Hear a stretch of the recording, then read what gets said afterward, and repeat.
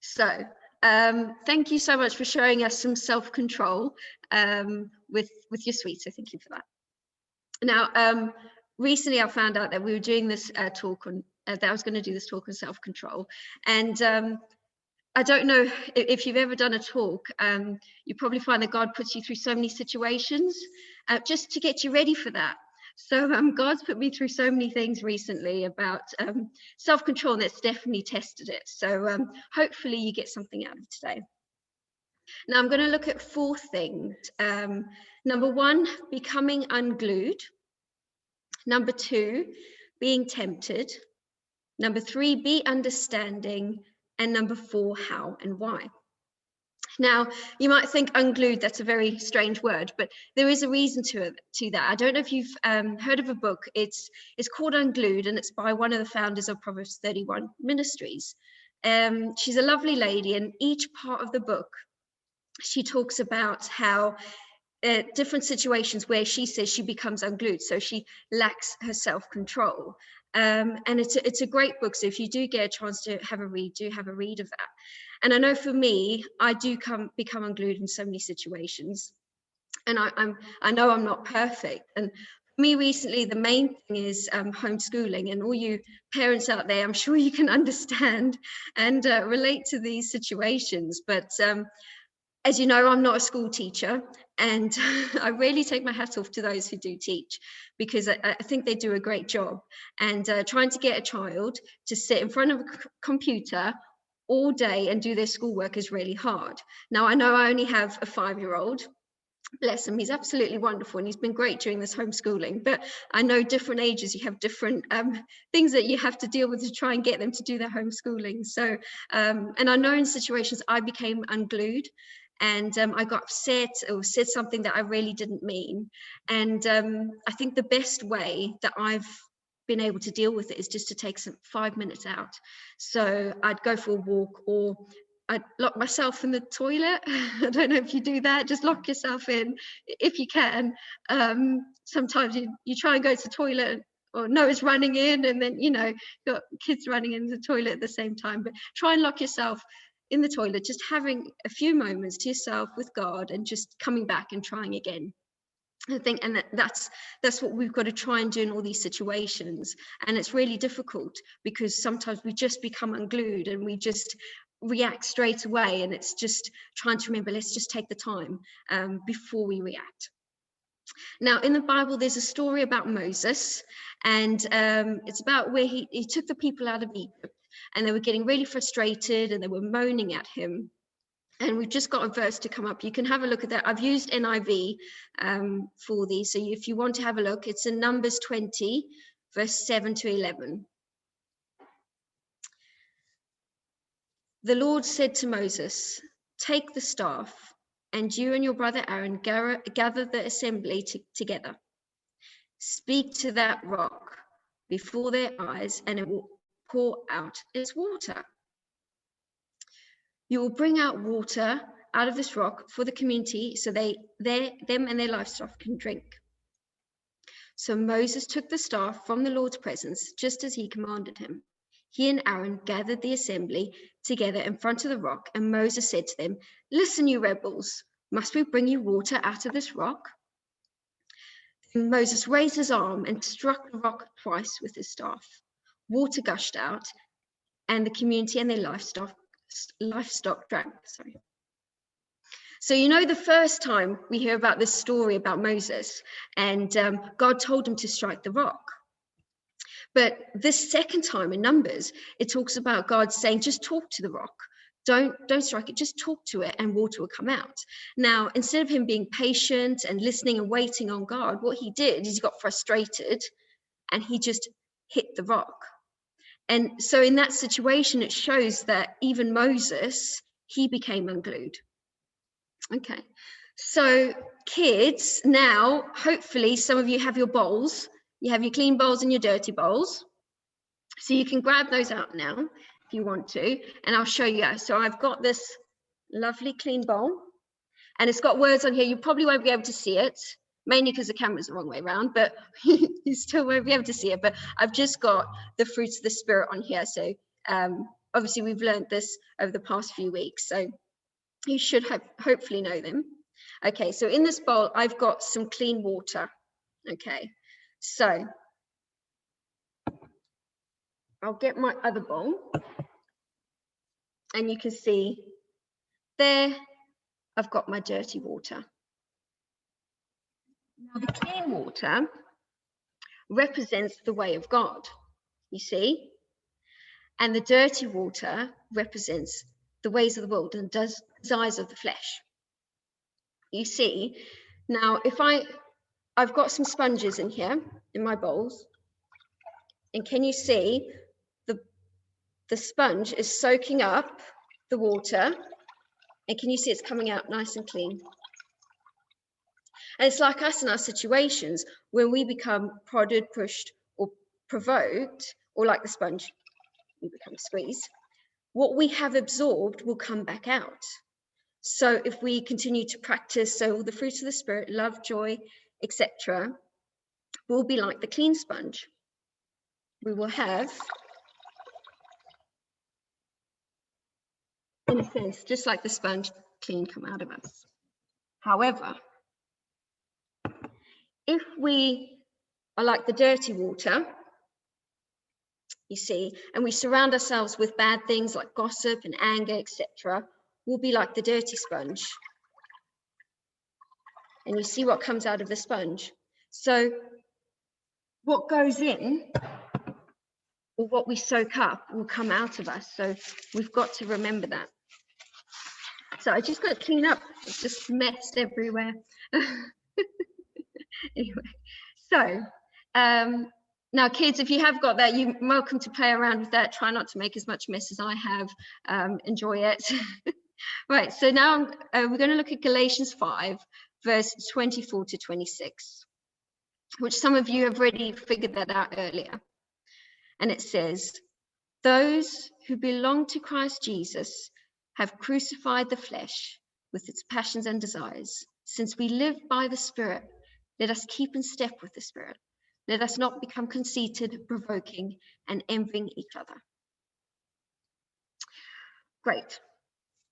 And I'll talk about those books and bookends later. Now, my second point is being tempted. Now, temptation can come in many ways. And I realized yesterday when I was giving out the sweets that the parents might be tempted to have some of the sweets. And I know that for me, that might be the case as well. So my temptation is chocolate. I love chocolate. I eat a lot of chocolate. So for me, that is where my temptation is. Now, for some people, it could be their phones, it could be the internet, it could be work situations. So there's different ways different places where our temptation is. Now, Matthew and Luke, they describe how Jesus was led by the Spirit into the wilderness. Now, I think that's quite interesting. He was led there. So God put him in that situation, and he was there for 40 days and 40 nights being tempted by the devil. Now, thinking about that situation, I don't know about you, but I really struggle with that. For 40 days, 40 days and 40 nights being tempted continuously. And I just think it's so interesting how God put him in that situation, same as God puts us in situations. And the reason why he puts us in those situations is so he can grow us, where we can practice our self-control with those situations that we get tempted. And he helps grow us into the best versions of ourselves that we can be. So think about where your temptation is. Keep praying, just like Jesus did. And he was a great example of the things that we can do. And so just try and be like Jesus, and you'll find the strength to resist. Now, my third point is be understanding. Now, I know every person is going through different and difficult situations, and sometimes what we do is we hide those situations from others, so we don't know what other people are going through. Now, if you're not going through difficult situations, then what I believe is then you're no threat to the devil, you see. So as the song says, praise you in the storm, it's definitely true. We should praise God in the storm, because we're going through these difficult things for a reason, because God's putting us through it. He's growing us into better people. So sometimes you might meet people and they might not show their true selves. And instead of judging them, be understanding. We understand that they might be going through different things in their lives. And most of the time, it's nothing to do with us. Now, it reminds me of a couple of situations over a year ago. Now, most of you don't know, but I was pregnant during my interview for this job. I told them in the interview, even though it was really early, I felt it was the right thing to let them know. Unfortunately, a month later, we lost the baby, and it was really, really difficult, and we were dealing with this on our own. But during that time, we went to a couple of church events, and I remember speaking to some people, and I was sitting down. I probably seemed a bit, I guess, subdued, not myself.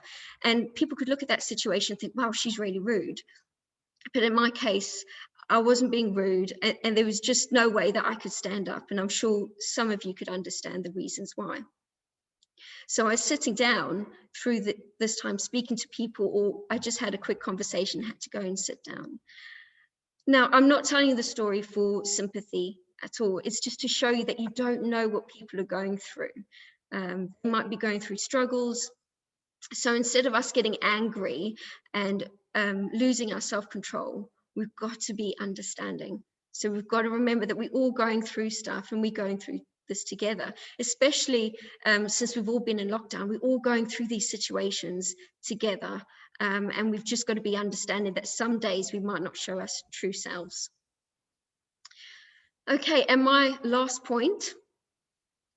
So as you saw the poster earlier where it had Galatians on there, you saw love and self-control as the bookends, and you had the rest of the fruits of the Spirit there. And when I was growing up in a church years and years ago, we used to have this poster, and it had self-control as the bookends and the fruits of the Spirit as books. And that's always stayed in my mind. I've always thought about that. And so that image is always stuck in my head. Oh, yes, that image. Thanks, Evie. Yes. So that's always stuck in my head. And it's so important. You think you need love and you need self-control to practice the rest of the fruits of the Spirit. Because without them, it's really difficult to do so. Now, I'm reading a book by David Pawson. He has some very interesting things to say in this book. And he talks about separating the fruits of the Spirit in 3 sections. So you've got love, joy, and peace. It brings you into perfect harmony with God. Patience, kindness, and goodness bring you into harmony with other people. Faithfulness, meekness, and self-control bring you into a good relationship with yourself. And I thought that was really interesting. Now, he also goes on to talk about the fruits of the Spirit, and they are limited without the gifts of the Spirit. Now, so the scenario he put in his book is, if we went to a hospital and we visited a sick person, we could show them all the fruits of the Spirit. We could show them love by visiting them, joy by cheering them up, peace by calming them down, patience by listening to all the details of the operation, kindness by giving them a bunch of grapes, goodness by offering to look after their children, faithfulness by visiting them every day, meekness by leaving when the nurse tells us to, and self-control, my favorite part, by not eating all the grapes. Now, in that situation, we've demonstrated all the fruits of the Spirit, but we haven't healed them, because that's a gift of the Spirit. You see, we need both. We need the gifts and we need the fruit. And we can't set these apart from each other. Paul says in Galatians that as you walk in the Spirit, the fruit grows. Now, in a couple of weeks, we will be planting a sunflower together. Now, this is for the kids, but adults, you are more than welcome to join us. I think it'd be a great activity. We're going to do a little competition to see who can grow the highest one, and we might put one outside the front of the church as well. Now, if we use a picture of the example of a fruit tree, and you have a watering can. Now, that watering can is full of water, and that represents the fruit of the Spirit. Okay, now if you water a plant, well, you need to take the watering can and you need to tip the water onto the plant, don't you, for it to grow. So it won't do any good if you're just going to sit it next to it and say, okay, now just do your stuff and grow. You need to pour the water onto the tree or the plant. Now, with the water, which represents the fruit of the Spirit, it has no positive impact on the tree to bear fruit unless it's poured over. And by this, we know that self-control and discipline needs to be actively walked out and used constantly. So keep watering your plant, keep with your relationship with God. Now, the tree needs the water, same as we do with God. Now, there's a song that we sang earlier, Set Afire, and it says, I want more of you, God. And we need more of God in our lives to grow and bear fruit. Now, it says in John 15, verse 5-6, I am the vine, you are the branches. If you remain in me and I in you, you will bear much fruit. Apart from me, you can do nothing. But if you do not remain in me, you're like a branch that is thrown away and withers. Such branches are picked up, thrown into the fire and burned. So if we remain in God, like reading the Bible, praying, and actively walking it out, we'll bear fruit just like the fruit tree. So to sum up, so number one, becoming unglued. Try and take 5 minutes out. When you feel like a situation is getting really tough, just take that 5 minutes and come back and try again. Being tempted, keep focusing on God and he will help get us through in situations that might tempt us. 3, be understanding. Everyone is going through something and we need to be understanding. And 4, how and why. We need more of God in our lives to produce fruit. Thank you.